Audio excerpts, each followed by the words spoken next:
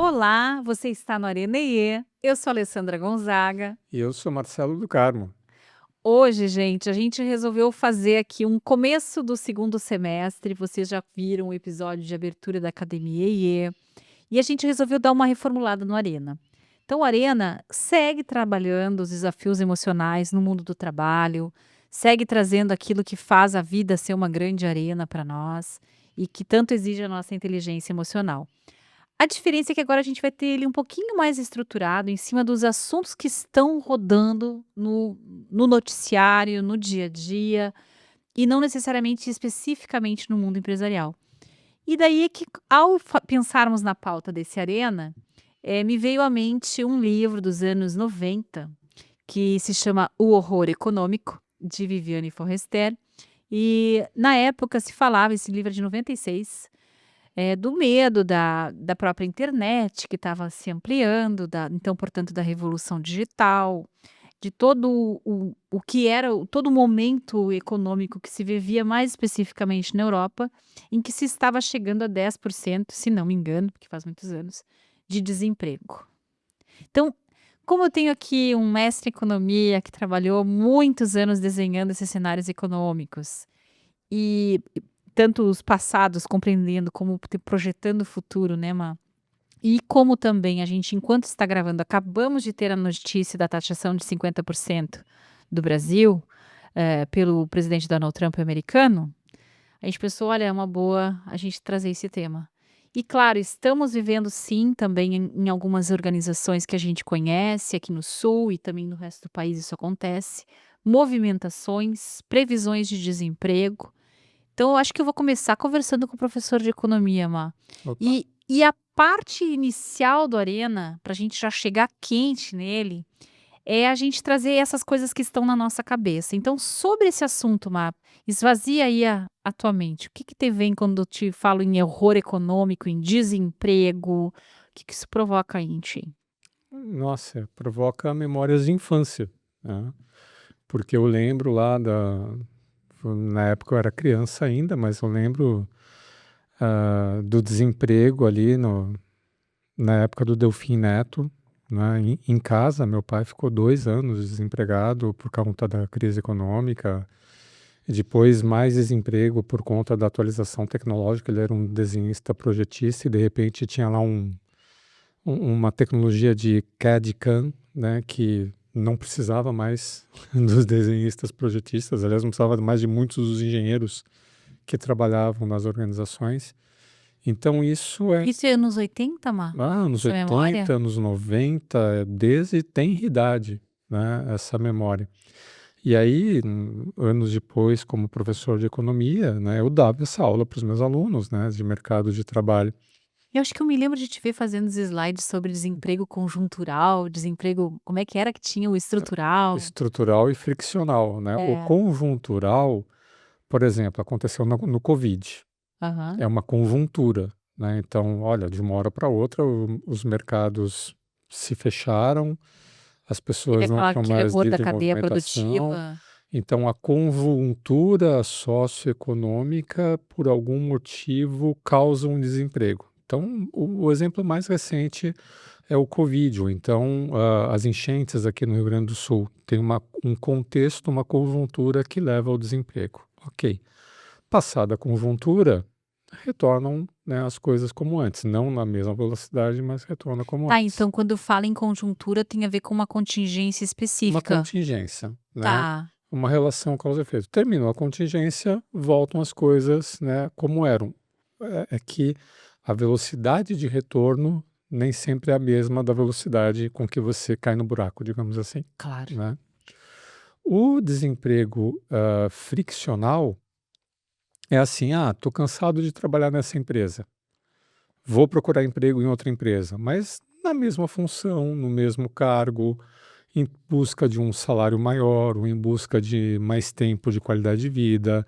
Ah, eu não quero mais trabalhar só presencial, eu quero alguma empresa que me dê uma modalidade híbrida. Então, essa fricção é um tempo de desemprego entre uma oportunidade e outra, Mas não tem nenhuma mudança. Sei lá, eu sou professor, eu continuo sendo professor, mas eu não quero mais viajar até São Leopoldo. Eu vou arrumar um emprego aqui em Porto Alegre para me deslocar menos. Isso é Uhum. um friccional. Agora, o estrutural é esse que você estava falando, né, do horror econômico, que a tecnologia muda, Isso né, aí. empregos deixam de existir, profissões somem, profissões surgem. Se nos anos 90 era o medo da internet e da digitalização, e o começo de talvez tô simplificando dizendo que era só a internet, né, porque assim como dizer agora que é a IA que está tirando os empregos, tô simplificando. Cada revolução industrial teve o seu desemprego estrutural. É. Então, teve lá na década de 80 a da terceira revolução industrial, está tendo a da quarta revolução industrial. Então, a cada revolução industrial, empregos deixam de existir, empregos surgem. Quando a gente olha assim para a grande figura, ah tá, entendi.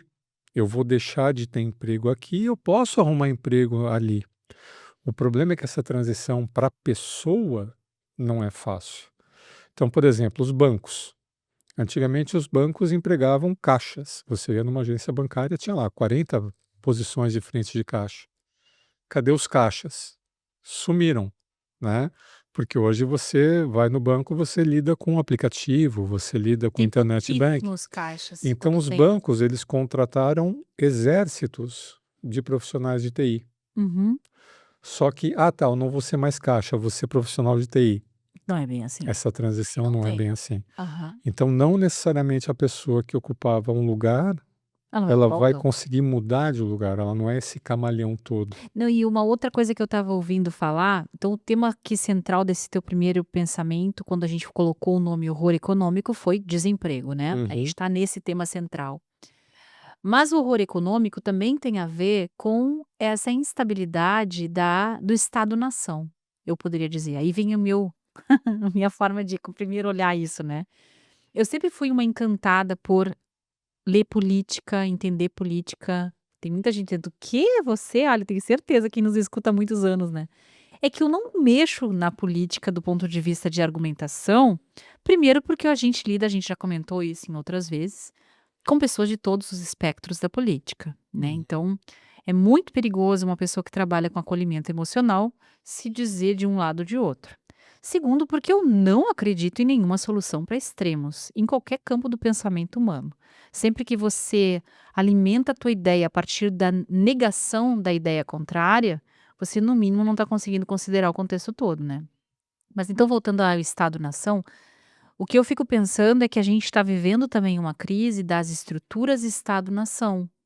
Então aquilo que a gente tinha de noção do que vem a ser globali como que na nossa época lá do horror econômico da Forrester falavam da globalização. Então muito dos medos, além da digitalização, era da globalização, e que os empregos iriam ser tirados para outros lugares do mundo.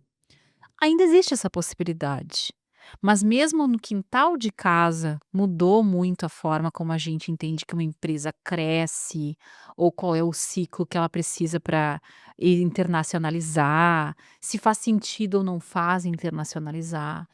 Então, nesse contexto, o anúncio do Trump vai muito além para mim da briga esquerda-direita, Bolsonaro, Lula, Irã, BRICS. Eu acho que extrapola esse campo, que é onde ficam as tretas da internet, muito fica em torno desse campo.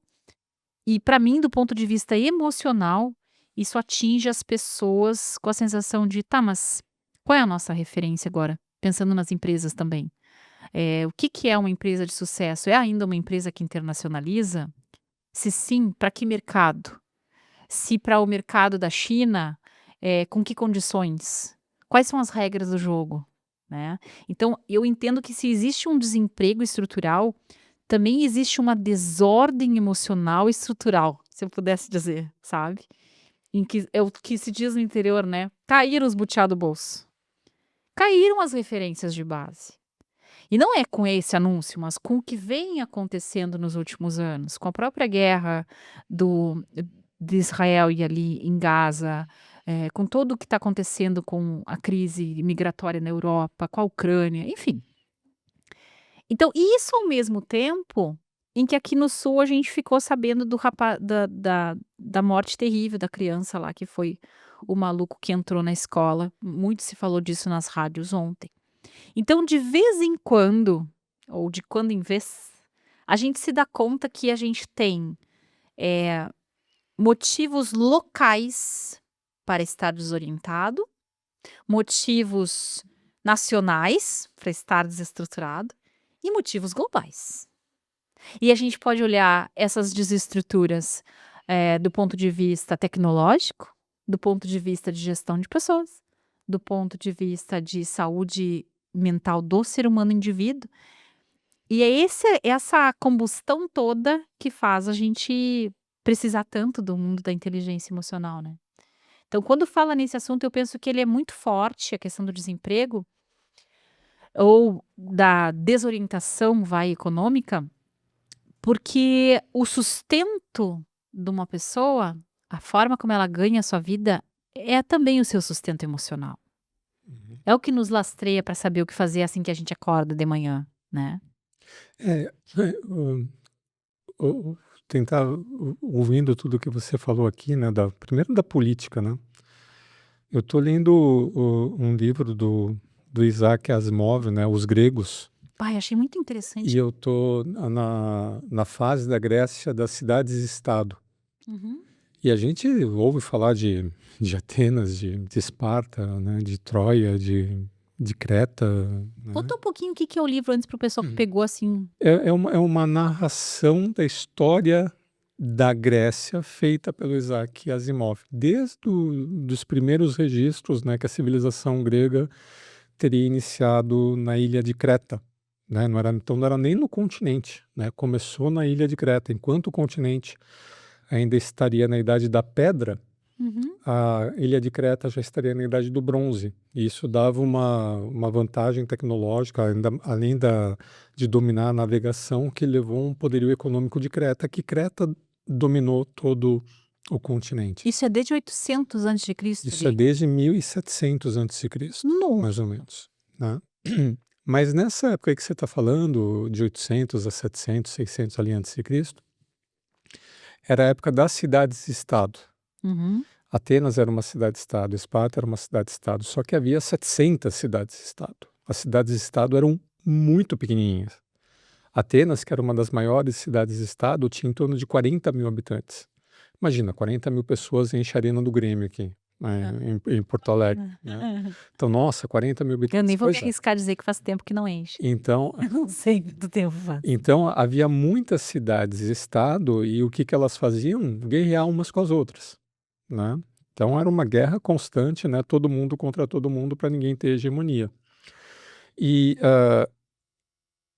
o que que a gente vai fazer como cidade-estado, né, qual vai ser a nossa estratégia? O que que a cidade vai fazer? E a cidade era polis, né. Então, falar sobre política, né, Saber o que que a cidade faz. o que que a cidade vai fazer, onde é que a cidade vai colocar suas prioridades estratégicas, econômicas, e quem não se envolvia com política, isso na definição grega, era um idiota, Olha lá, né, ficava à parte das decisões da da polis. polis. Então imagina lá um cidadão grego, né, ali da classe média baixa, porque eles tinham um sistema de castas muito bem definido. A princípio só tomava decisão quem era proprietário, quem tinha propriedade. Então ou você tinha propriedades e você decidia, ou você trabalhava para alguém que tinha propriedades. Ou você era do exército, enfim. Então esse camarada, ele não tem poder de decisão, né. Eu olho, assim como a gente ou muitos de nós que estão ouvindo, a gente pode ver a internet, a gente pode ver o noticiário e falar: "Tá, mas para que lado que eu corro? O que que eu vou fazer? Eu não tenho poder de decisão". Mas eu tenho uma escolha, eu sempre vou ter uma escolha. Eu sempre vou escolher a minha vida, a minha carreira, continuar aqui, ficar nesse emprego, entrar numa faculdade, pensar numa mudança de carreira. Eu posso tomar essas escolhas antenado Com o que está com o que está acontecendo. acontecendo. Então, apesar de não conseguir intervir, eu pego essa informação e considero essa informação nas minhas decisões, ou eu posso fingir que isso não é comigo. Uhum. Ah, não quero nem saber, já que eu não tenho o que fazer, então eu vou fugir para um lugar que eu não precise ouvir dessas coisas e tocar minha vida como eu sempre toquei, esperando, rezando a Deus que tudo dê certo.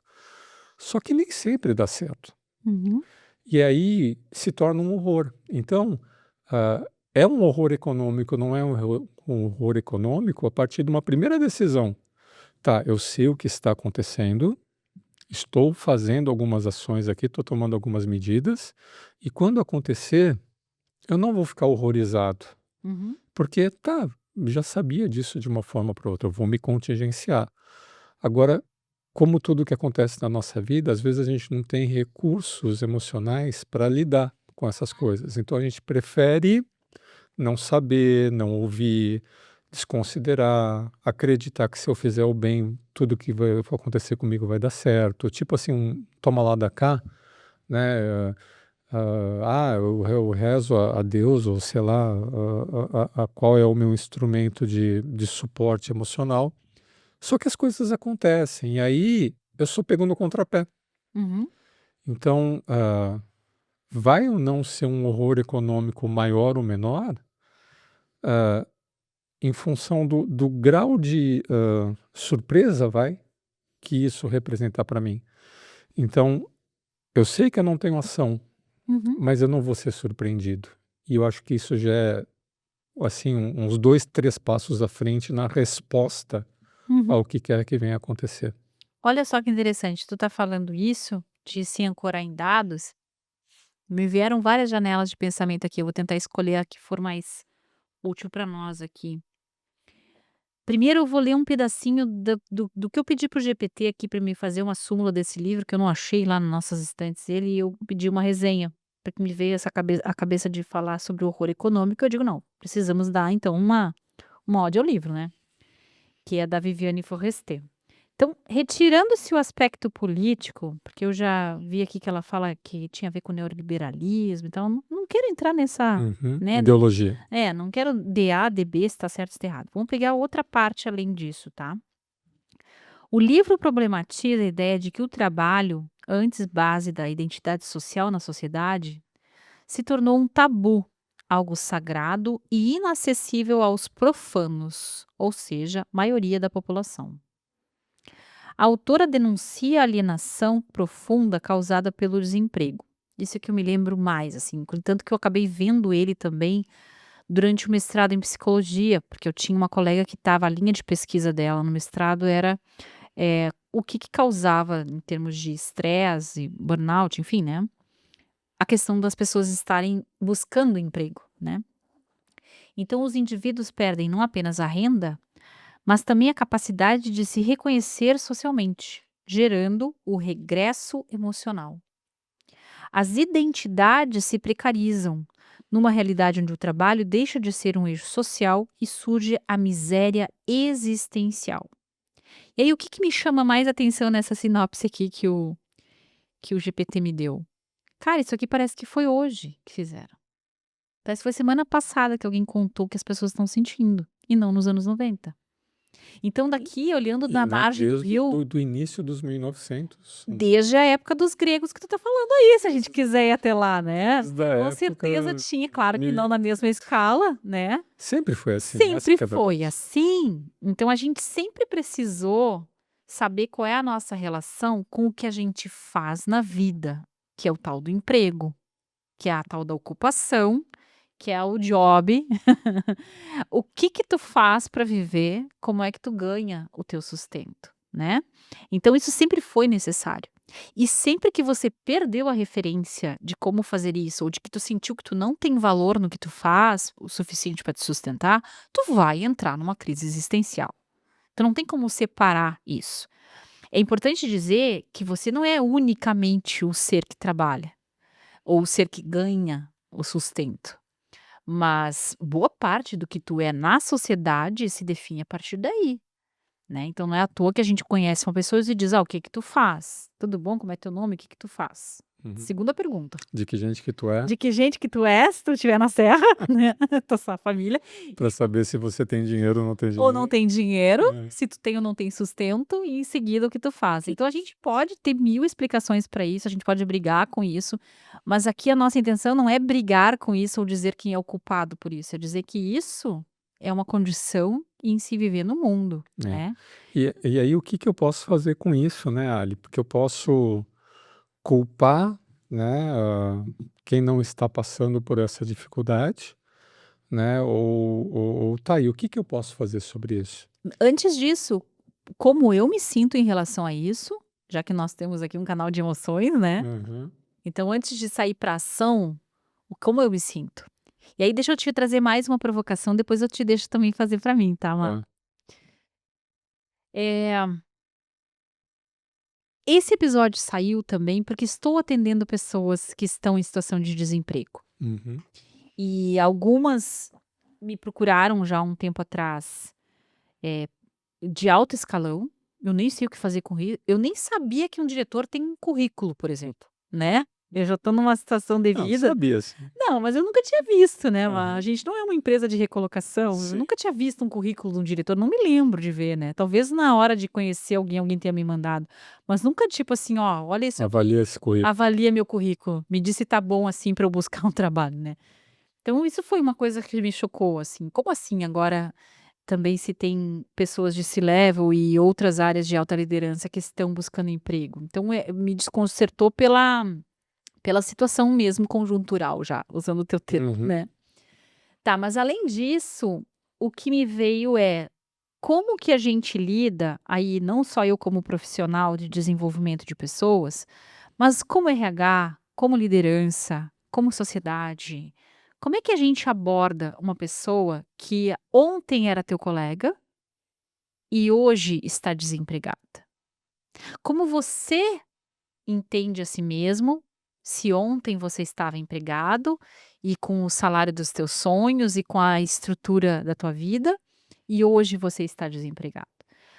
Como é que você encara isso do ponto de vista da inteligência emocional, que é o nosso ganha-pão aqui? Então me dá um pouco a tua visão disso, Má. Nossa, mas quem tem que responder essa pergunta é tu, mas eu vou falar alguma coisa que eu tenho certeza que você vai complementar. Mas eu acho que, vamos lá, primeiro, né, teve uma perda, e uma perda implica em luto, Ah, que né. legal. Então, reconhecer esse luto e o tempo, né, que a pessoa precisa para se recuperar desse luto, eu acho que é o primeiro passo, né. Então, tanto não adianta quem está perto de mim, na melhor das boas intenções: "Ah, deixa para lá, você vai conseguir", não, Não é assim. não deixa para lá.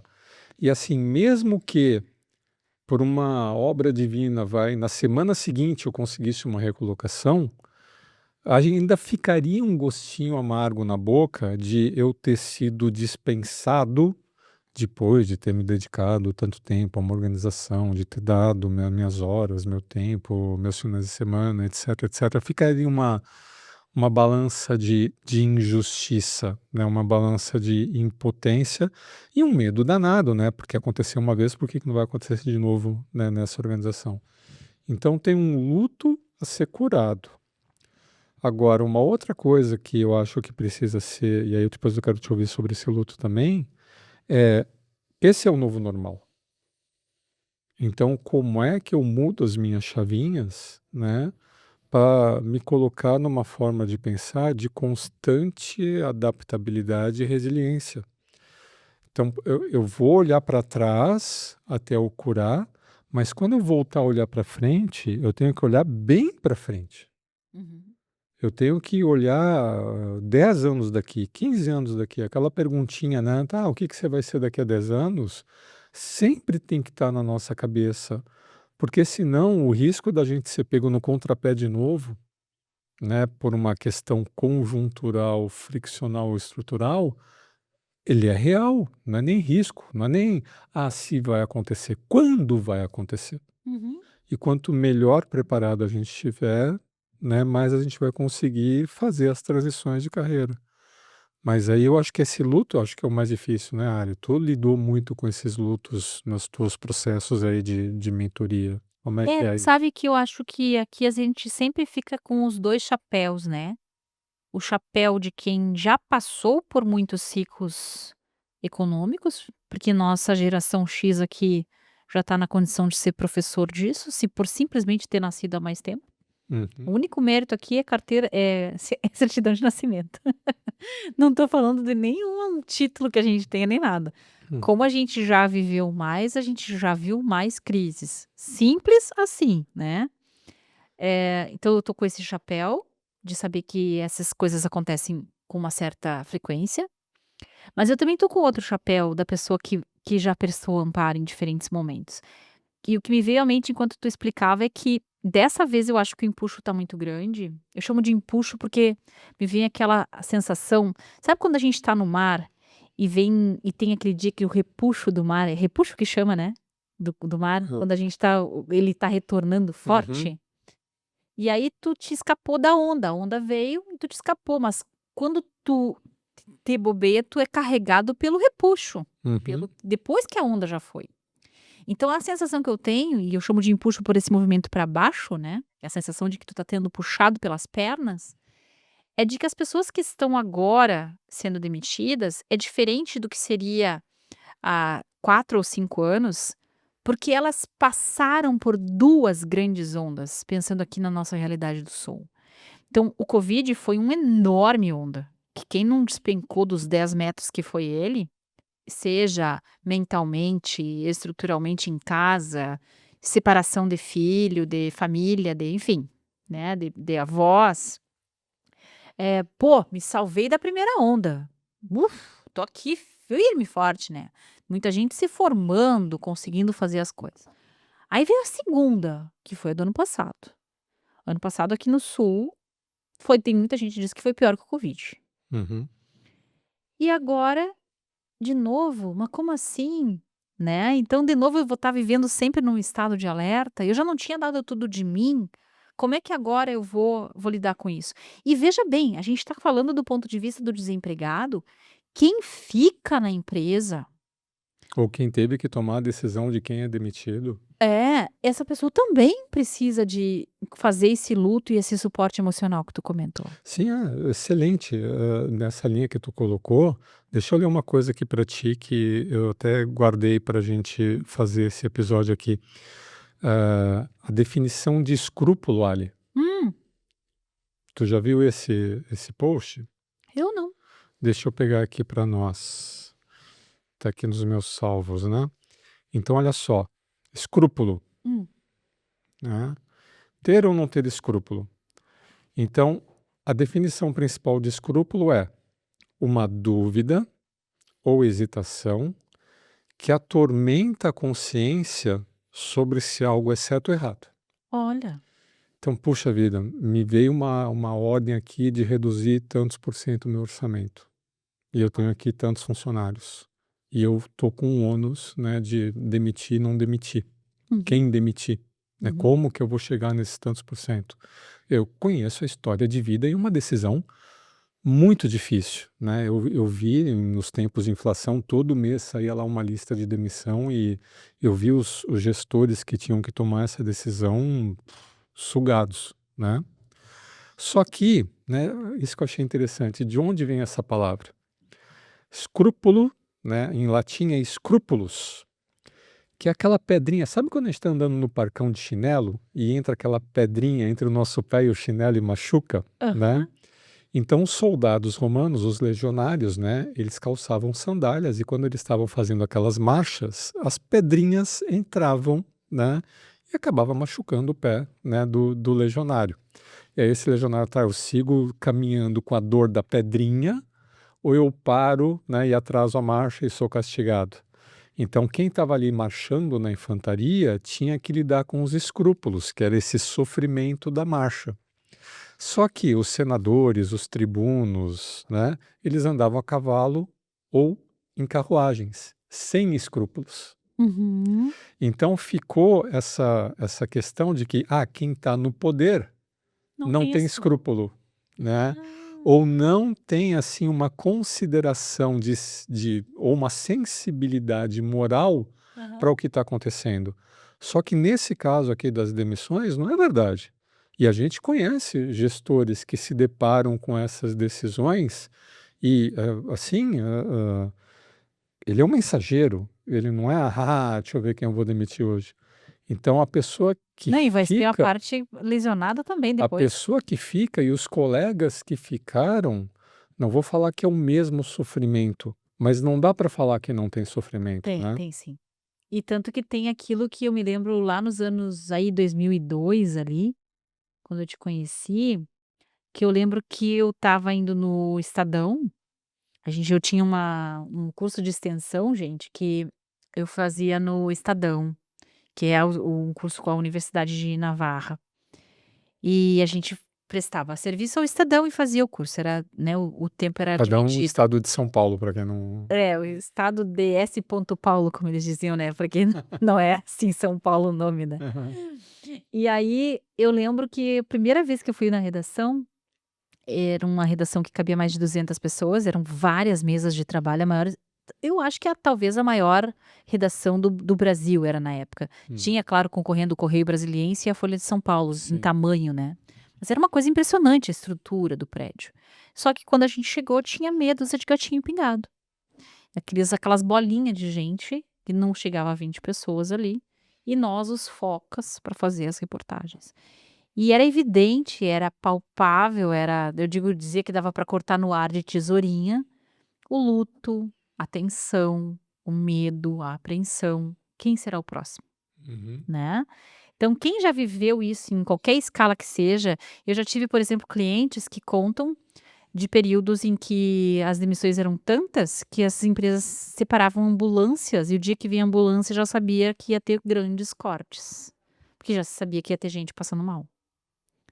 Então a gente, não sei por que cargas d'água, a gente achou que isso estava tudo para trás no passado. Mas sempre teve. É cíclico. Uhum. E aí que vem, tá, vocês vão continuar dizendo a desgraça e não vão cobrir esse santo? Tá, Ali, então como é que Faz então, não, eu já dei uma dica aqui, né, que a gente não luto. não apenas o luto, mas não negar o risco e a incerteza, não fingir de conta que não, isso nunca vai acontecer comigo. É. Sim, isso pode acontecer com qualquer um, né? E se você está antenado para isso, não vai te pegar tão desprecavido, então não vai ser assim tão horrível. Dá para você se antecipar, mas eu acho que, e te ouvindo, Ali, se acontecer, não, assim, o que que eu podia ter feito, né? O que que eu fiz? Por que eu? Não, não há culpa, né? Você não é culpado, né? É lógico que pode haver desemprego por justa causa, né?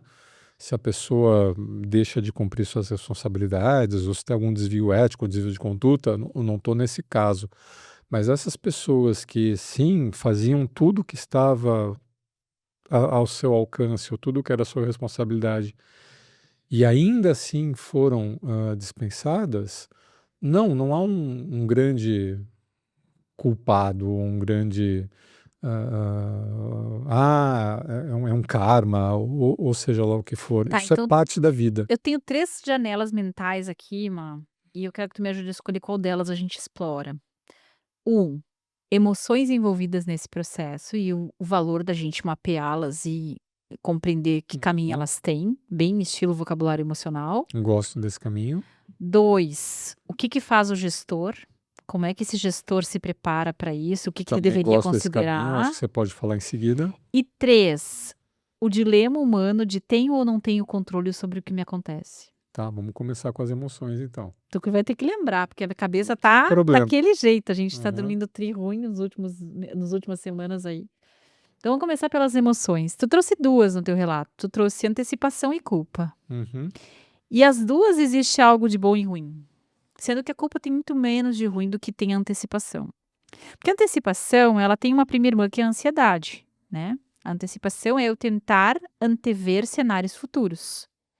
E ela pode virar preparação, e aí ela é bacana, é de boas. Então eu tenho uma viagem a fazer, o que devo levar? Uhum. tenho 10 dias para me preparar para um exame, né, que eu tenho que fazer, sei lá. Eu, por exemplo, tô pensando nos meus que eu quero baixar meu colesterol. O que que preciso fazer para lá? Então eu vou fazer uma agenda de cuidados e tal, para ver o que que eu consigo fazer para cuidar essa condição. Então isso é antecipação barra preparação. Agora, quando a antecipação ela se associa com a ansiedade, eu vou antecipando tantos cenários que eu não tenho absolutamente nenhum controle. Quanto menos controle eu tenho, mais ansiedade eu tenho. Quanto mais ansiedade eu tenho, mais eu busco um controle que eu não consigo ter.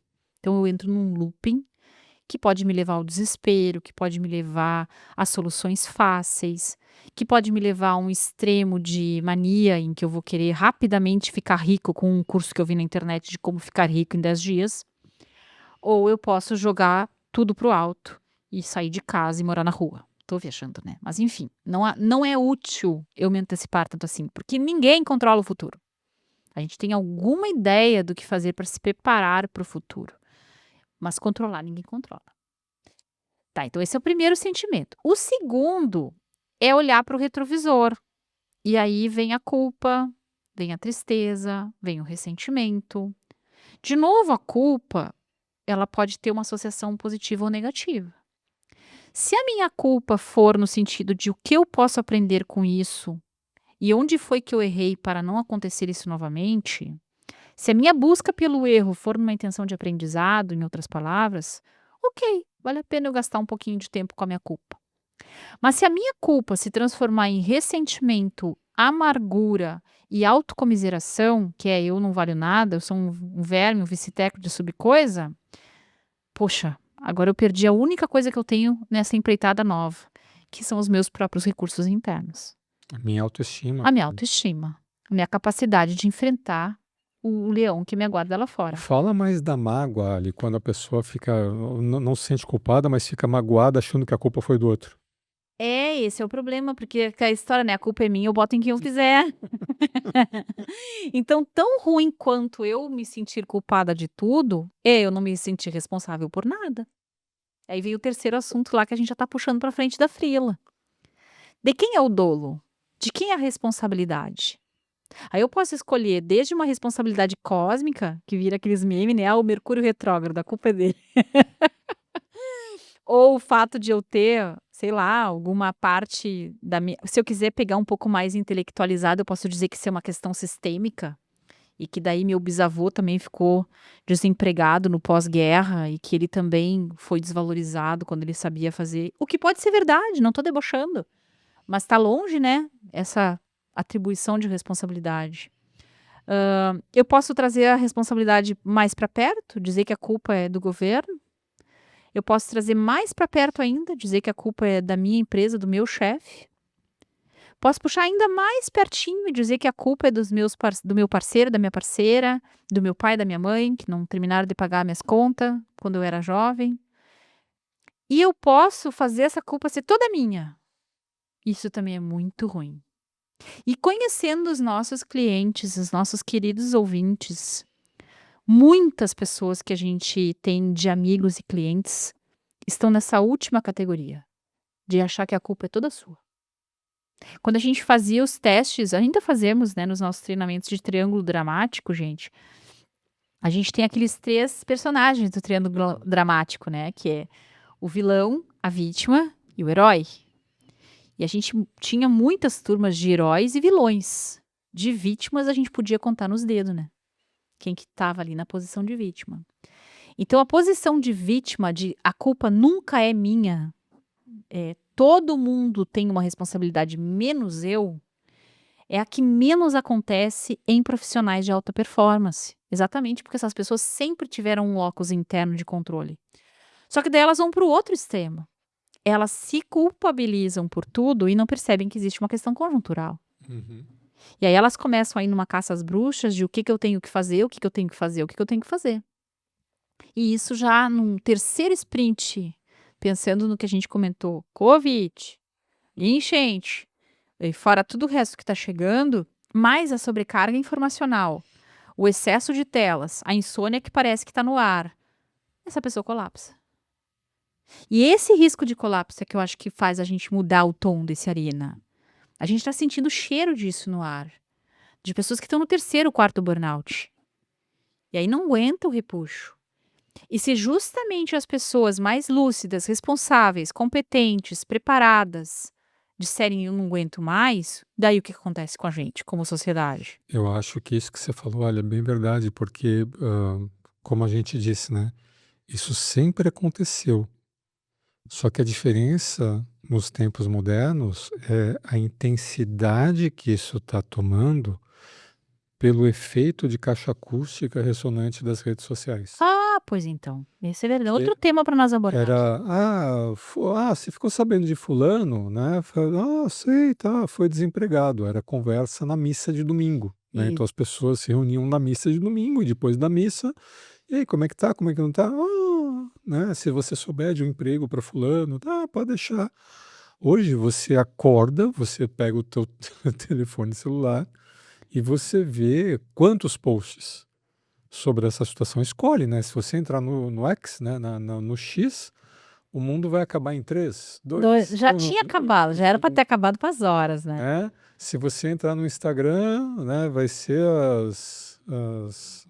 as curas milagrosas, né? O Instagram, Compre eu não sei, aqui. aí eu não sei como é que é o de todo mundo, porque eu sei que essas bolhas estão ficando mais personalizadas, as IAs estão mais inteligentes no que elas nos oferecem, né?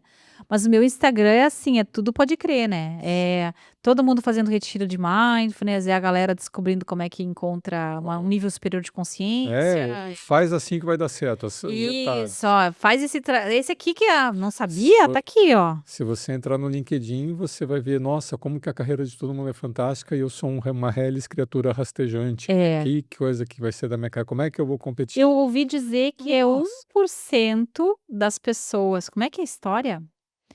Eu não sei mais essa estatística, mas eu sei que o LinkedIn dá a sensação, de novo, efeito bolha. Uhum. Tu olha lá e diz, nossa, o mercado tá assim, o mercado tá assado. Que mercado, cara pálida? Do que tu tá falando? De que área? De que setor? De que região do país? Uhum. Falando que língua? Com qual nível de curso superior? Então, também eu acho que a Covid fez uma grande bolota de construtos de sentido, que na verdade são construtos de falta de sentido, que se junta batata, cebola e tomate, faz um chacoalhado e chama de sopa isso aqui, ó, isso aqui é o mercado. Depende, cada recorte que a gente fizer, a gente vai ver uma realidade diferente.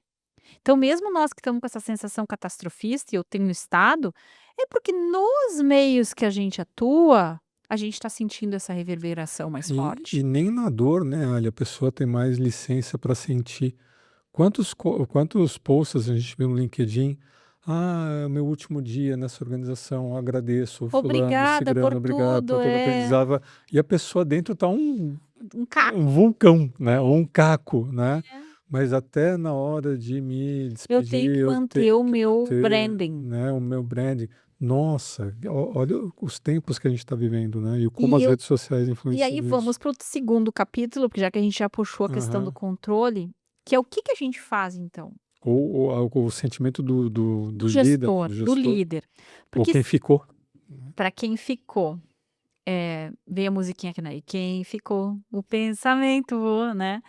Então, quem fica também precisa de tratamento, caso exista um luto muito grande, né? Existem lutos e lutos, né?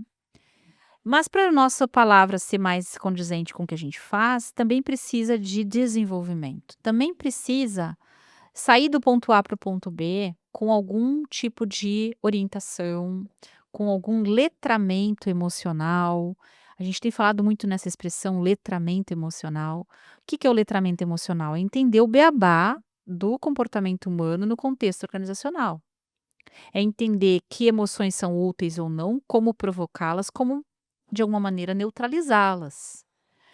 Como interagir com as pessoas de forma a promover esclarecimento.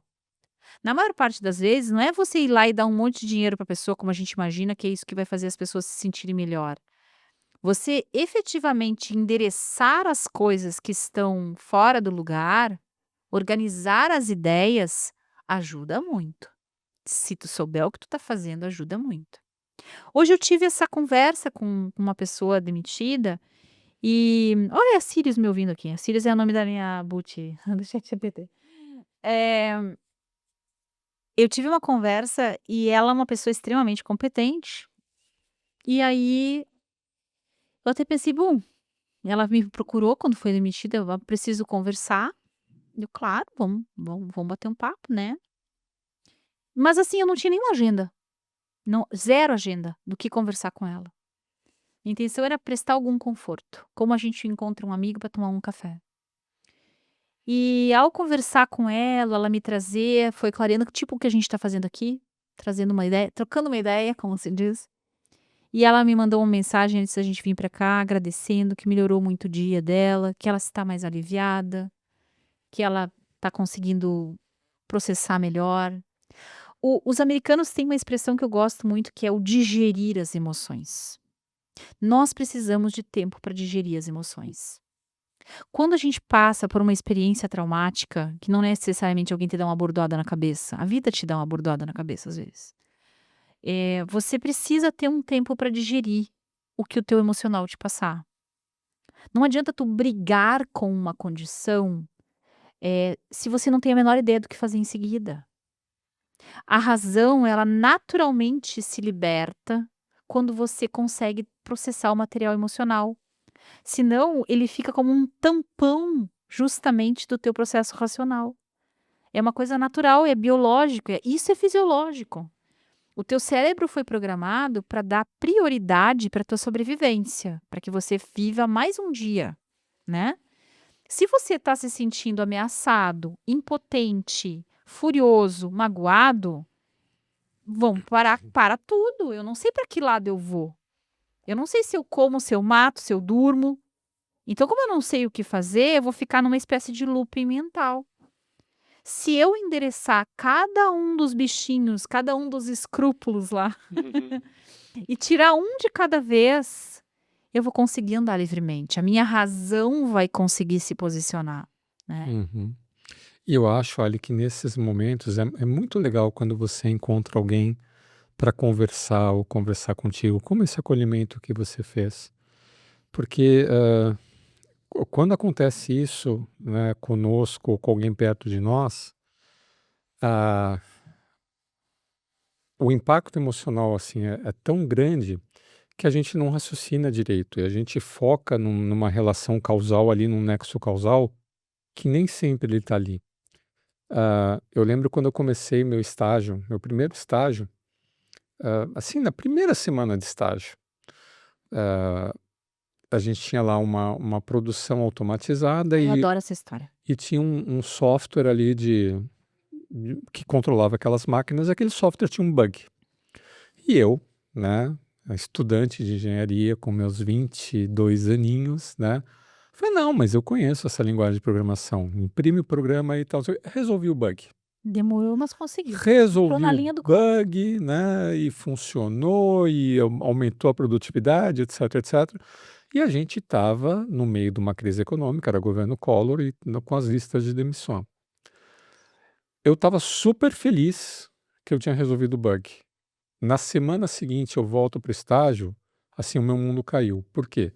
Porque eu era estagiário, mas tinha um engenheiro responsável por aquilo.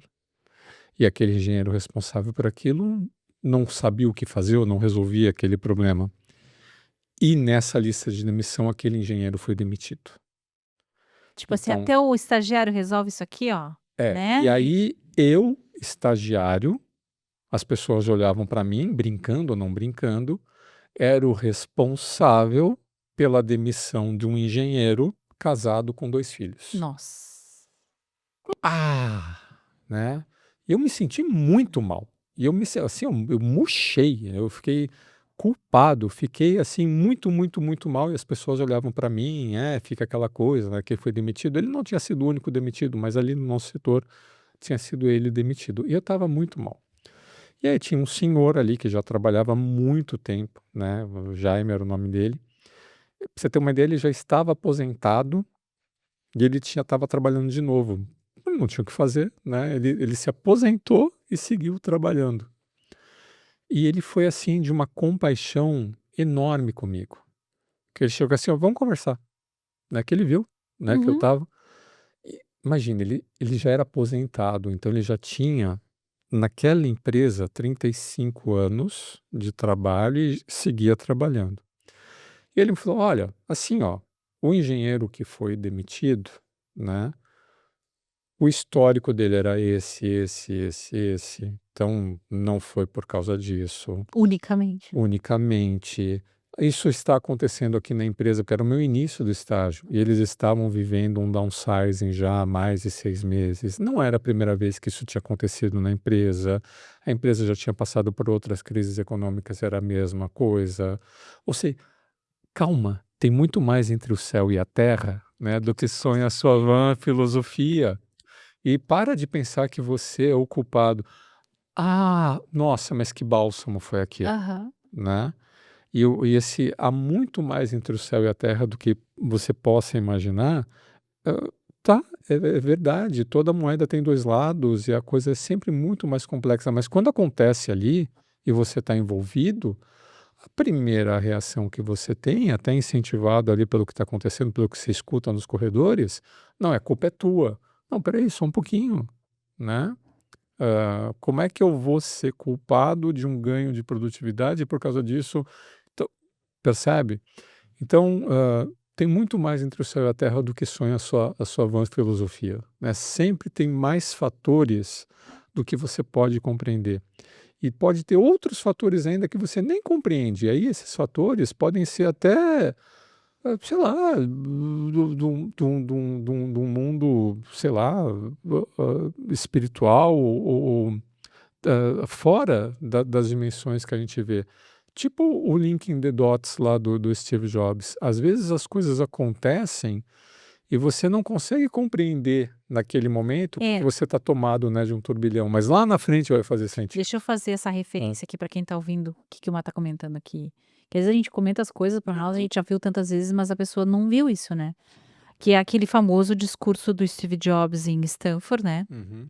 um discurso de formatura, se botar no Google, Steve Jobs Stanford tá lá, em que ele conta que teve um período na faculdade, que ele já estava desistindo, que ele era só um visitante, né, do campus lá, e ele estava fazendo aquela disciplina de, tipografia, não era isso?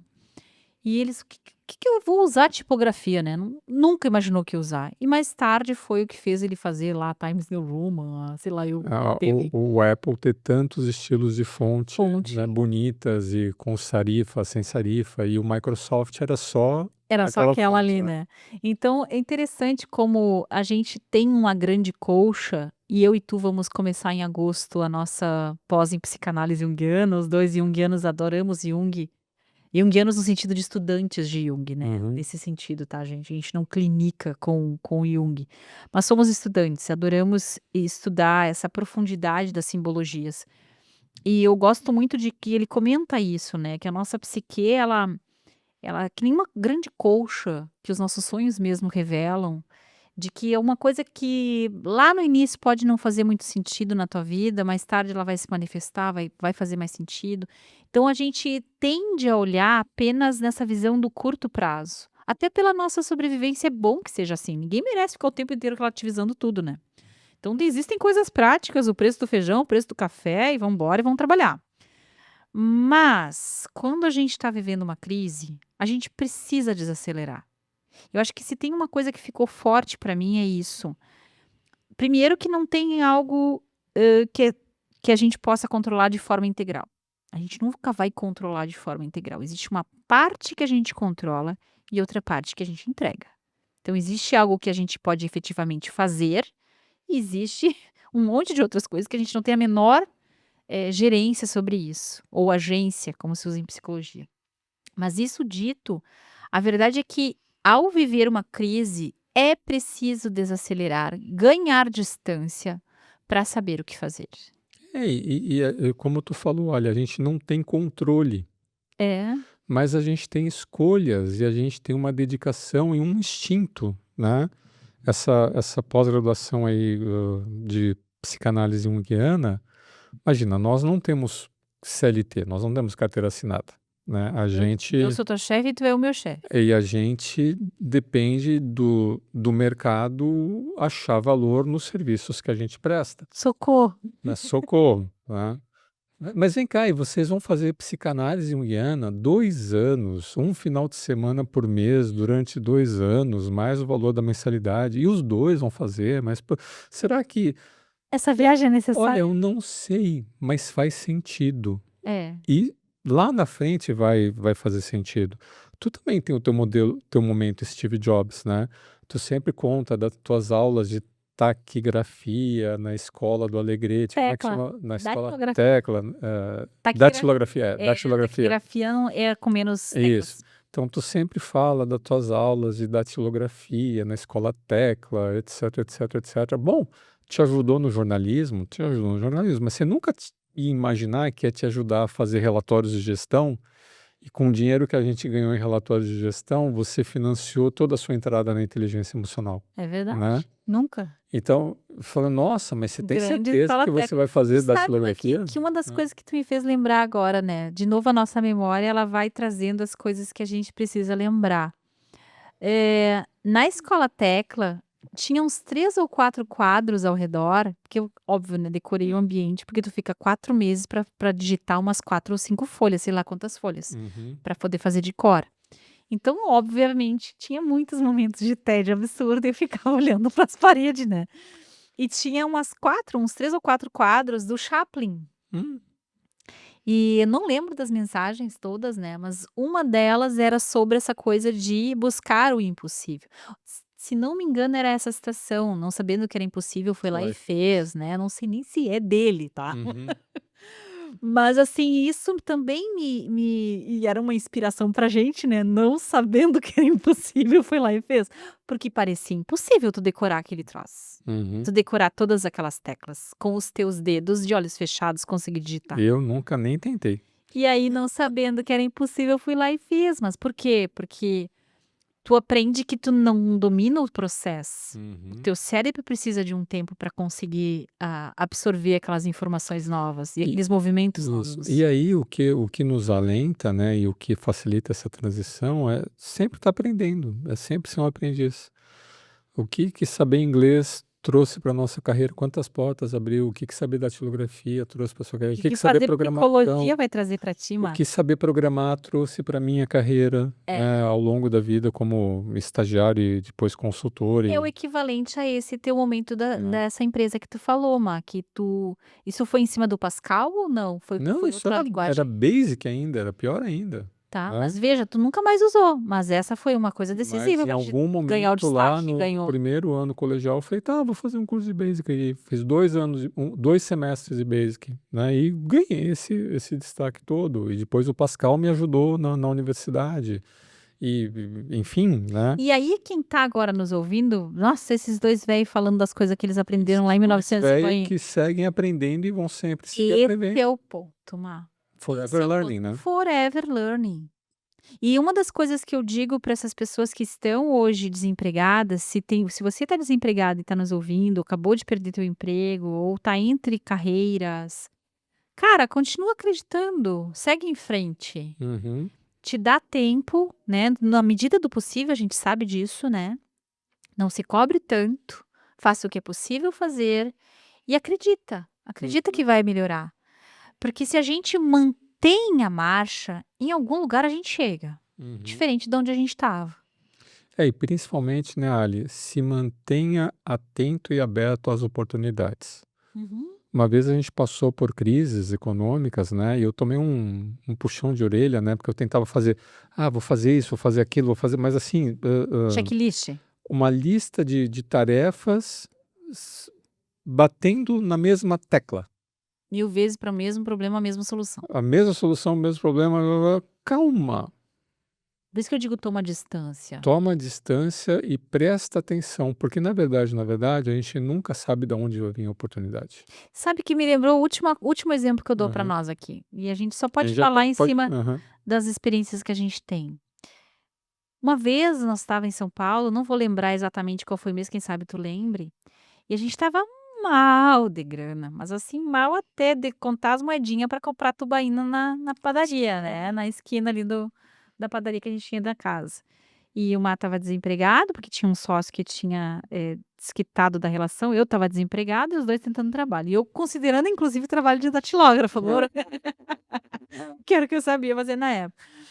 E, claro, ser jornalista na época também. E aí, o que a gente fez? A gente conseguiu um cartão por cargas d'água lá que a gente, na época, tinham me ligado e eu consegui um crédito. E nós estávamos exaustos daquelas buscas e tudo mais. E eu e tu resolvemos passar um final de semana no Guarujá. Lembra disso? Os dois doidos sem ter onde cair morto. E nós não tinha nenhum pila para depois pagar no pedágio de volta, lembra? Não, isso foi em outra ocasião, mas ok. Ok, eu já misturei, né? É. Mas então. E aí, eu lembro que desse final de semana veio a ideia de projetos pra gente fazer. Veio a ideia de. Não tô te dizendo pra sair correndo comprar um pacote na praia. Não enlouquece, tá? Você que tá ouvindo. Tô dizendo que foi o suficiente pra gente tomar perspectiva. Isso. Ganhar a tal da perspectiva. E aí, caminhando na praia, a gente refez o que nós vamos fazer com as nossas carreiras. Então, os dois estão desempregados. Para que lado que a gente vai? Deve ter nascido o primeiro modelo de negócio da Conexão IE, que não se chamava Conexão IE na época. Então, tudo isso eu acho que nos ensina que as épocas difíceis vêm, independente da nossa vontade, mas que é da nossa vontade fazer os tempos difíceis mais fáceis. E essa disciplina de tomar essa perspectiva, de se afastar, de olhar, de repensar, é uma coisa que a gente deve fazer sempre. A gente não deve ter medo de encarar, né, os nossos medos, né? A gente não deve evitar encarar os nossos medos. Então, esse exercício, você não precisa ficar desamparado ou desempregado para fazê-lo. Tomar decisão, né, é difícil. Né? Mas tanto você quanto eu, né, nas nossas anotações em carteira de trabalho, só tem pedidos de demissão. Exato. Né? Que a gente falou, não, vamos lá, eu fui tô olhando aqui. demitida da faculdade de Senac. Mas tu Não, doeu igual. Doeu. Doeu, não importa que o meu salário era baixinho. Dói ser demitido, Sim. dói pra caramba. O ego machuca pra caramba. Tá, mas ok, né? Tu tem vivência em todo esse processo. Mas mesmo quando tu saiu do Senac, tu já tinha uma vida paralela. Tinha já uma. Então a gente De prof em sempre. outras instituições. Certeza nunca tivemos. Mas a gente sempre teve esse luxo de se dar escolhas. Né? E de conseguir apoio para também isso. Eu não nego a importância disso. Dos apoios da família, dos estudos, da rede que a gente tem de amigos. Sempre tivemos como Para a gente buscar. terminar ali, fala isso agora, né? Para quem. Não, a gente falou do funcionário, a gente falou do líder, né? Do chefe, do colega que ficou. Dá um último recado aí para a família. Ah, pois então. Gente, se tu tem uma pessoa da tua família que foi demitida, não bota mais pressão. Não coloca uma lista de soluções. Não manda fazer um coaching em algum lugar. Meu Deus, me lembrei da doutora Rosângela. Né? Não existe solução fácil e não tente você solucionar. Seja acolhedor. Na medida do possível. Não estou te dizendo que a pessoa tem o direito de ficar um ano sabático, né? Não é herdeiro, como se diz, né? Mas deixa a pessoa se reestruturar. Oferece escuta. Uma das coisas mais difíceis que tem dentro da inteligência emocional é a gente perceber alguém que a gente ama sofrendo e não fazer nada. E não fazer nada com um olhar atento e uma escuta é fazer muito. Então, assim, o meu pedido aos familiares é apoie dando acolhimento, sem querer patrulhar a pessoa, as escolhas que ela fez ou ampliando mais a exposição dela às ameaças. Não adianta falar que o mundo vai acabar, que o Brasil vai por água abaixo, que não tem mais emprego, que a IA vai deixar a gente. Sabe, não adianta catastrofizar se a pessoa está recém juntando o que tem dela para ir para a próxima empreitada na vida. Dá um tempo das redes sociais e procura mais contatos reais nesse momento, né? Tem o velho ditado aquele muito ajuda quem não atrapalha. Desculpa a franqueza, mas é isso, né, Má? E tu, Má, o que tu tem de recado pro pessoal? O que tu diria do ponto de vista econômico? Agora, eu sempre tenho essa curiosidade, eu sempre te pergunto isso, e tu me traz muito conforto sempre que tu me traz a posição macroeconômica. Porque eu sempre vou no nível do indivíduo. E no máximo chego no nível relacional para conseguir explicar as coisas, como é bem a essência da inteligência emocional. E tu sempre teve essa visão macro das coisas. Então, que conselho tu dá do ponto de vista econômico, Má?